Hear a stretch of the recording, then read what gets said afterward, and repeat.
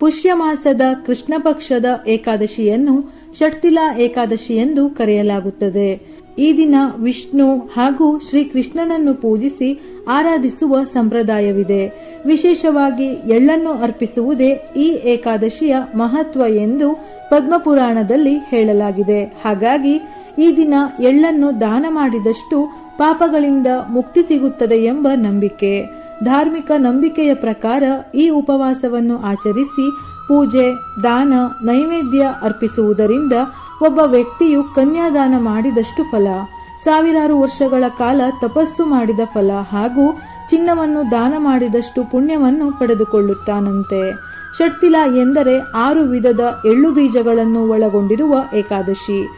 ಈ ಏಕಾದಶಿಯಂದು ಎಳ್ಳನ್ನು 6 ವಿಧದಲ್ಲಿ ಬಳಸಲಾಗುತ್ತದೆ. ಇದರಿಂದ ಎಲ್ಲ ಪಾಪಗಳು ನಾಶವಾಗಿ ಮೋಕ್ಷ ಪ್ರಾಪ್ತಿಯಾಗುತ್ತದೆ. ಹಾಗೆಯೇ ಈ ಏಕಾದಶಿ ವ್ರತವನ್ನು ಆಚರಿಸುವುದರಿಂದ ವಾಚಿಕ, ಮಾನಸಿಕ, ಶಾರೀರಿಕ ಎಂಬ 3 ರೀತಿಯ ಪಾಪಗಳಿಂದ ಮುಕ್ತಿ ದೊರೆಯುತ್ತದೆ.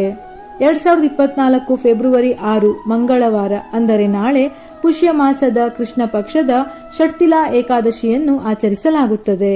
ಏಕಾದಶಿ ತಿಥಿ ಸಮಯ ಫೆಬ್ರವರಿ 5 ಸೋಮವಾರ ಸಂಜೆ 5:24 ಆರಂಭವಾಗಿ ಫೆಬ್ರವರಿ 6 ಮಂಗಳವಾರ ಸಂಜೆ 4:07 ಮುಕ್ತಾಯವಾಗುತ್ತದೆ. ಏಕಾದಶಿ ದಿನದಂದು ಉಪವಾಸವನ್ನು ಪ್ರಾರಂಭಿಸಿ ದ್ವಾದಶಿ ತಿಥಿಯ ದಿವಸ ಉಪವಾಸ ಮುಕ್ತಾಯ ಮಾಡಬೇಕು. ಈ ದಿನ ವ್ರತವನ್ನು ಆಚರಿಸುವುದರ ಜೊತೆಗೆ ಪ್ರತಿಯೊಬ್ಬರೂ 6 ರೀತಿಯಲ್ಲಿ ಎಳ್ಳನ್ನು ಬಳಸಬಹುದು. ಎಳ್ಳು ಮಿಶ್ರಿತ ನೀರಿನಿಂದ ಸ್ನಾನ ಮಾಡಿ, ಅಂದರೆ ಸ್ನಾನ ಮಾಡುವ ನೀರಿಗೆ ಸ್ವಲ್ಪ ಕಪ್ಪು ಎಳ್ಳನ್ನು ಬೆರೆಸಿ ಸ್ನಾನ ಮಾಡಬೇಕು. ಎಳ್ಳಿನ ಎಣ್ಣೆಯನ್ನು ದೇಹಕ್ಕೆ ಹಚ್ಚುವುದು, ಇದರಿಂದ ಆರೋಗ್ಯವು ಪ್ರಾಪ್ತಿಯಾಗುತ್ತದೆ. ಇದು ಚರ್ಮದ ಕಾಯಿಲೆಗಳು, ಸುಸ್ತು ಸೇರಿದಂತೆ ಹಲವು ರೀತಿಯ ಸಮಸ್ಯೆಗಳಿಂದ ಪರಿಹಾರವನ್ನು ನೀಡುತ್ತದೆ. ಎಳ್ಳಿನ ಹವನ. ಏಕಾದಶಿಯಂದು ಪ್ರತಿಯೊಬ್ಬರೂ 5 ಹಿಡಿ ಎಳ್ಳಿನಿಂದ ಹವನ ಮಾಡಬೇಕು.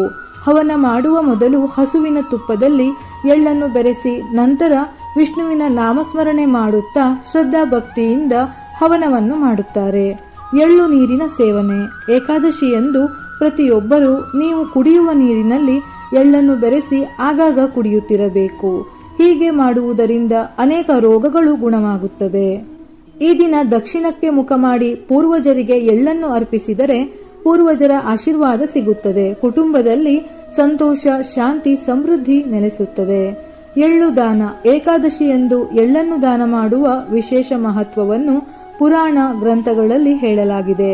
ಎಳ್ಳನ್ನು ದಾನ ಮಾಡುವವನು ನರಕವನ್ನು ನೋಡುವುದಿಲ್ಲ ಎಂದು ಮಹಾಭಾರತದಲ್ಲಿ ಉಲ್ಲೇಖಿಸಲಾಗಿದೆ. ಏಕಾದಶಿಯ ದಿನ ಬ್ರಾಹ್ಮಣರಿಗೆ, ನಿರ್ಗತಿಕರಿಗೆ ಎಳ್ಳನ್ನು ದಾನ ಮಾಡುತ್ತಾರೆ. ಈ ದಿನ ಹೆಚ್ಚು ಎಳ್ಳನ್ನು ದಾನ ಮಾಡಿದರೆ ಹೆಚ್ಚು ಪಾಪಗಳು ನಾಶವಾಗುತ್ತವೆ. ಅಷ್ಟೇ ವರ್ಷಗಳವರೆಗೆ ಸ್ವರ್ಗದಲ್ಲಿ ಸ್ಥಾನ ಸಿಗುತ್ತದೆ ಎಂದು ಹೇಳುತ್ತಾರೆ. ಎಳ್ಳಿನಿಂದ ತಯಾರಿಸಿದ ಪದಾರ್ಥಗಳ ಸೇವನೆ. ಈ ದಿನ ವ್ರತ ಆಚರಿಸುವವರು ಅಥವಾ ಉಪವಾಸ ವ್ರತ ಮಾಡದೇ ಇದ್ದವರು ಕೂಡ ಎಳ್ಳಿನಿಂದ ಮಾಡಿದ ಪದಾರ್ಥವನ್ನು ಸೇವಿಸಬೇಕು. ಈ ದಿನ ಎಳ್ಳು ಬೀಜಗಳನ್ನು ಹೊಂದಿರುವ ಆಹಾರವನ್ನು ತಯಾರಿಸಿ ಸಂಜೆ ವಿಷ್ಣು, ಲಕ್ಷ್ಮೀ ದೇವಿಗೆ ಅರ್ಪಿಸಿ. ಅಲ್ಲದೆ ಬಡವರು, ನಿರ್ಗತಿಕರಿಗೆ ಆಹಾರವನ್ನು ನೀಡಿ. ಸ್ನಾನದ ನಂತರ ದೇವರ ಮನೆಯನ್ನು ಶುದ್ಧ ಮಾಡಿ ದೇವರಿಗೆ ಎಳ್ಳಿನ ಎಣ್ಣೆ ಅಥವಾ ತುಪ್ಪದ ದೀಪವನ್ನು ಹಚ್ಚಿ ಭಗವಾನ್ ವಿಷ್ಣುವಿಗೆ ತುಳಸಿ ಮಾಲೆ ಮತ್ತು ಹೂವುಗಳಿಂದ ಅಲಂಕರಿಸಬೇಕು. ವಿಷ್ಣುವಿಗೆ ನೈವೇದ್ಯವಾಗಿ ಎಳ್ಳಿನಿಂದ ತಯಾರಿಸಿದ ಯಾವುದಾದರೂ ಪದಾರ್ಥಗಳನ್ನು ಅರ್ಪಿಸಬಹುದು. ಇಲ್ಲವಾದರೆ ಕೇವಲ ಕಪ್ಪು ಎಳ್ಳಿನ ಜೊತೆ ಸಕ್ಕರೆ ಅಥವಾ ಬೆಲ್ಲವನ್ನು ಸೇರಿಸಿ ಕೂಡ ನೈವೇದ್ಯವಾಗಿ ಅರ್ಪಿಸಬಹುದು. ಈ ದಿನ ವಿಷ್ಣು ಸಹಸ್ರನಾಮ ಪಠಣೆ ಅಥವಾ ಕೇಳುವುದು ತುಂಬಾ ಒಳ್ಳೆಯದು. ಇಲ್ಲವಾದರೆ ಓಂ ನಮೋ ಭಗವತೆ ವಾಸುದೇವಾಯ ಎಂಬ ಮಂತ್ರವನ್ನು 108 ಬಾರಿ ಜಪಿಸಬಹುದು. ಕರ್ಪೂರ ಅಥವಾ ಅಗರಬತ್ತಿಯನ್ನು ಬೆಳಗಿಸಿ ಅದರ ಮೇಲೆ ಸ್ವಲ್ಪ ಕಪ್ಪು ಎಳ್ಳನ್ನು ಸೇರಿಸಬೇಕು. ಇದು ಹವನದಲ್ಲಿ ತಿಲವನ್ನು ಅರ್ಪಿಸುವುದಕ್ಕೆ ಸಮ. ಈ ದಿನದಂದು ಅಶ್ವತ್ಥ ವೃಕ್ಷವನ್ನು ಪೂಜಿಸುವುದು ದೀರ್ಘ ಶಾಂತಿಯುತ ದಾಂಪತ್ಯ ಜೀವನಕ್ಕೆ ಸಹಾಯ ಮಾಡುತ್ತದೆ. ಅರಳಿ ಮರವನ್ನು ಪೂಜಿಸಿ ಹೊಸ ಗಿಡವನ್ನು ನೆಡುವುದು, ಅದನ್ನು ಪೋಷಿಸುವುದು, ಇದರಿಂದ ಉತ್ತಮ ಆರೋಗ್ಯದ ಜೊತೆ ಕುಟುಂಬದಲ್ಲಿ ಏಳಿಗೆ.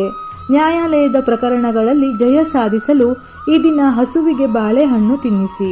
ಹಣಕಾಸಿನ ತೊಂದರೆಯನ್ನು ತಪ್ಪಿಸಲು ಅರಳಿ ಮರದ ಕೆಳಗೆ ಕುಳಿತು ಓಂ ನಮೋ ಭಗವತೆ ವಾಸುದೇವಾಯ ಎಂದು 108 ಬಾರಿ ಪಠಿಸಿ.